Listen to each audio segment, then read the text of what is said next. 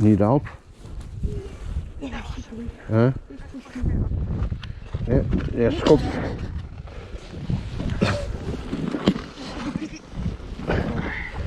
Lean on that side. Are you leaning?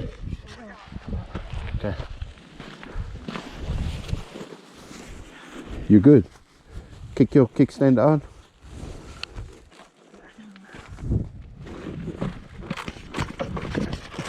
You good? Okay. Yeah, we must make a pact never to carry heavy like this. Welcome back to part 2, guys. After our stop and a bit of a photo session and just a recap on our bags and everything, we were ready to start on our journey back towards Gourit. On the first part here, we would be traveling through Robertson Pass, which is a very beautiful pass. It's between Oudtshoorn and Mossel Bay. Normally the traffic is quite light there compared to the Montague Pass, or the Outeniqua Pass, which was between George and Oudtshoorn. This pass it's much less traffic and it's quite enjoyable, beautiful views.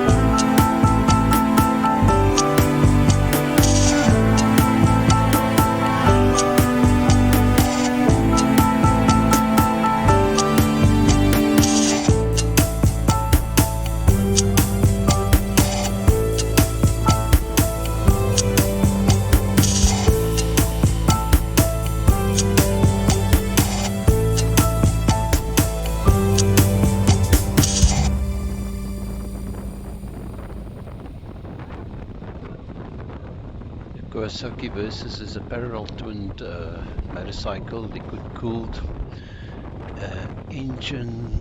Displacement size was probably 649, yeah. Fuel injection.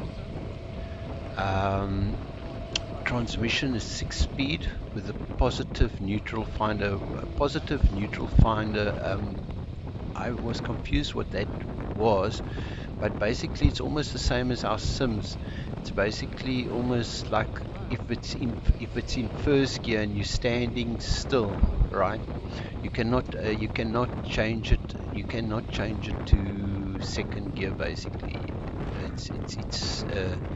it has to be moving before you can change it to second gear, which is actually a very good thing. So it can't be shifted past neutral, basically. The Versys 650, I'd say, is a fun bike for everyday commuting. It's great on the twisty roads because we've got quite a few twisties here by us towards the Kanga Caves where we'd ride, and it handles very well. The seat is wide, long, and roomy for basically it's actually a motorcycle that you'll easily be able to carry a passenger on with no problems, right? Although we don't do that, but it is very, very comfortable seat. It had when we got them, it had rubber mounted foot pegs, which we replaced with wider steel pegs without the rubber. So because of the rain on the coast and so on, the boots are slippery, because we don't have we basically we prefer these pegs that we've replaced them with.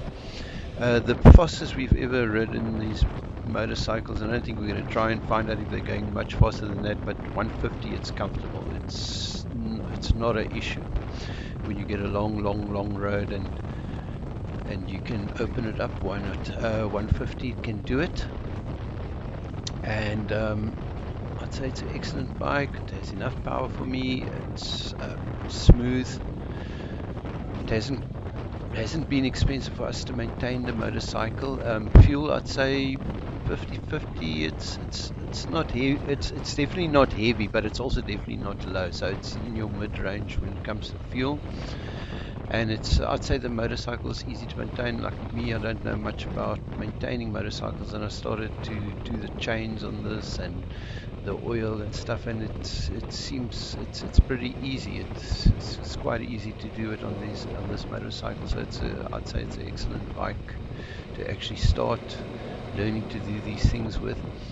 The bike is it's easy to ride. It's easy to ride, I'd say, and it's good for a beginner. So I would say for beginners, it's a nice bike to start. You you could be intimidated by the size, but it's a nice bike to start with. The ride is very for me very timid, and it's nice. Um, some people will struggle to touch the ground with this motorcycle. There's not many people will flat foot this motorcycle easily. I think the seat height's about 86 centimeters.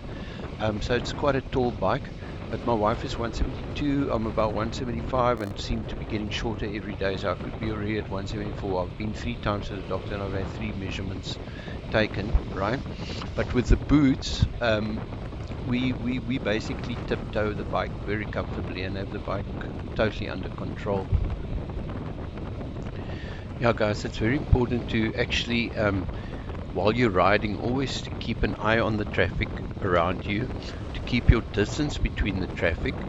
And the one thing that's not obvious on the videos that we are creating is the communication between myself and my wife, either me being in front or being at the back. Um, Always letting her know, okay, there's trucks coming up front.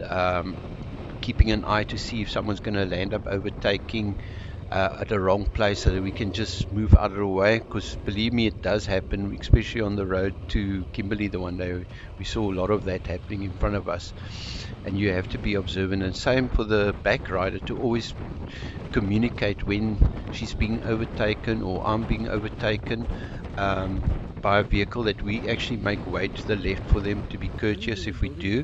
And secondly is to observe what's coming from the front, to see that they are aware of what's the situation, because that actually can save your life, to be honest with you. It's for us the most important thing while we're riding is the communication between the two bikes. Yes, a lot of things can go wrong, but anything that helps can only make the journey better. Some more safety tips would be basically the obvious one: always wear motorcycle gear. And the motorcycle gear comes in different standards and different ratings, but it's best to always wear the best you can. It's quite expensive sometimes, but I always say a helmet is a must, and boots. Those are the first two things, and then from there on start looking at your palms or your hands and stuff like that, so gloves and stuff, and work it from there. Another good safety tip is always to inspect your motorcycle before you ride. Even though you might not be the best technical guy, you can always look for oil spots, see if there's a screw missing here, there, see if there's something loose. That's always good things to do on the road. Always obey the rules, use your indicators, your signals, Another thing me and my wife always have packed in on any trip we do is a medical aid kit with all the important accessories, right? Make sure you're not overstocked, that it's not like a full briefcase just of medical kit, just a small little something, bandages, etc. in it, and you're good to go. In South Africa, we don't have the luxury like in a lot of these overseas countries.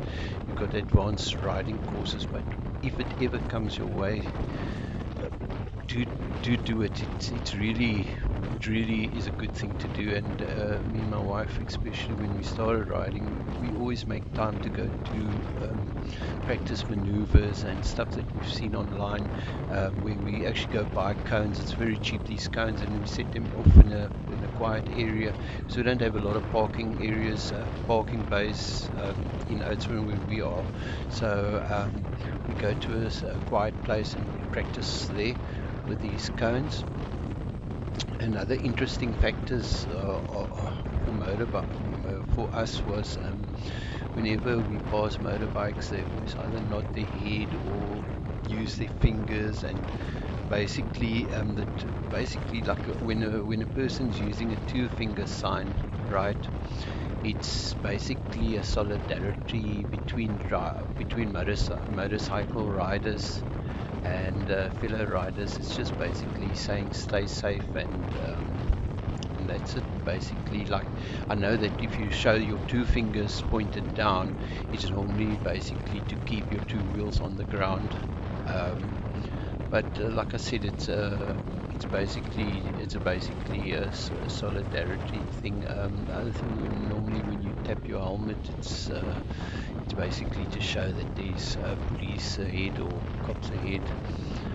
And those are just like a few of the things that you learn while you're riding that becomes part of the culture of everyday riding, that makes it so like different and nice compared to driving in a car.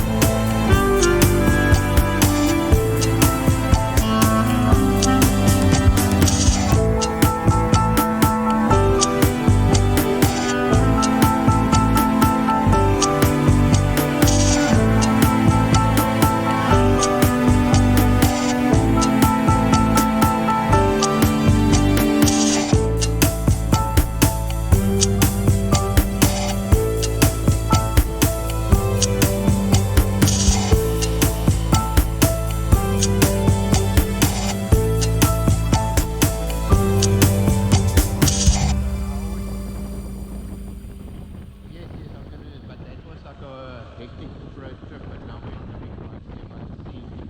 But I'm gonna send you a link. It just goes also to show you guys what one can do while you're on a motorcycle. As you can hear, I'm in conversation with one of my suppliers from Port Elizabeth. He supplies me with sugar and rice for my business that I have in Oudtshoorn, and with the headset we're using, it just automatically syncs in with the phone, so I got this call while I was arriving there. And while I'm riding, I'm still doing a bit of business, which is quite funny but fun. Thank you very much, guys, for following us on our trip. We've just arrived in where we're going to be staying. On our next video, we'll be showing you what we've done in Gerrits. We'll show you the place that we stayed in, a beautiful little place, and the trip that we done there, and what we did the following day, and so on. And it was really a pleasant ride. And please follow us on our next video. We will get chatting a little bit more about these Versys 650s and what a great time we had with them. Thank you for watching.